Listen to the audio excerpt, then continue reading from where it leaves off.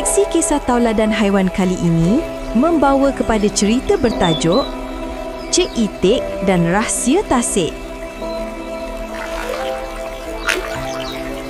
Di sebuah tasik yang indah, tinggal seekor itik bernama Cik Itik.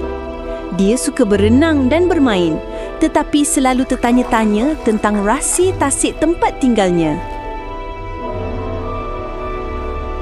Suatu hari, Cik Itik mendengar cerita dari burung bangau tua. Tasik ini menyimpan rahsia istimewa, kata bangau. Tetapi, hanya yang berani dan bijak boleh menemukannya. Cik Itik berasa sangat ingin tahu. Saya mesti mencari rahsia tasik ini, katanya dengan penuh semangat. Dia pun mula mengembara di sekitar tasik. Dia bertanya kepada kura-kura, "Adakah kamu tahu rahsia tasik ini?" Kura-kura tersenyum dan berkata, "Rahsia tasik hanya dapat dilihat jika kamu melihat dengan hati yang baik." Cik Itik keliru, tetapi tidak berputus asa. Dia terus berenang hingga ke tengah tasik, di mana airnya lebih jernih dan dalam. Tiba-tiba, Cik Itik melihat satu kilauan cahaya di dasar tasik. Apa itu? Fikirnya dengan penuh rasa ingin tahu. Dia menyelam perlahan-lahan untuk melihat lebih dekat. Tetapi arus terlalu kuat.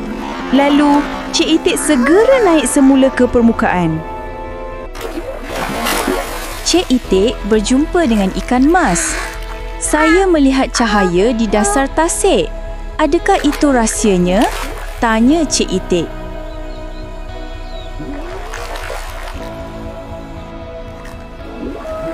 Ikan emas tersenyum. Rahsia tasik bukan hanya tentang cahaya. Ia tentang apa yang kamu pelajari dalam perjalanan ini. Cik Itik termenung. Dia telah belajar tentang keberanian, kesabaran dan persahabatan sepanjang pencariannya. Mungkin itulah maksud rahsia tasik. Cik Itik kembali ke tebing dan melihat bayangannya di air. Air tasik yang jernih memantulkan dirinya. Rahsia tasik ialah keindahan yang ada dalam diri kita sendiri, katanya gembira. Dia kini sedar rahsia tasik adalah tentang mengenali diri sendiri, menghargai alam dan belajar daripada pengalaman hidup.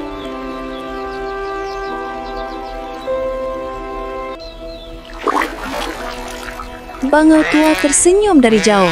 Cik Itik telah menemui rahsia tasik dengan hatinya yang baik, katanya.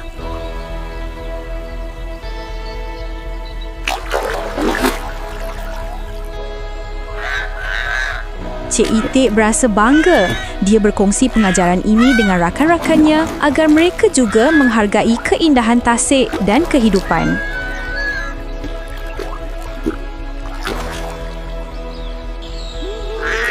Sejak hari itu, Cik Itik menjadi lebih bijak dan berani.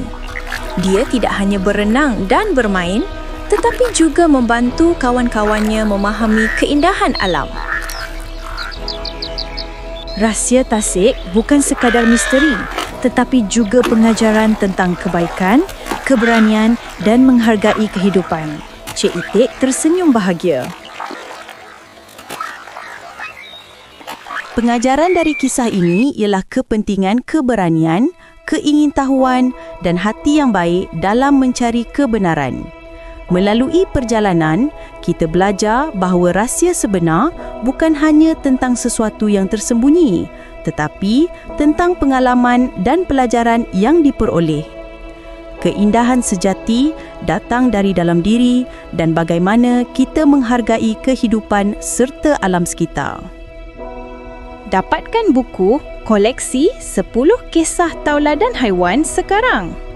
Scan QR Code untuk tempahan.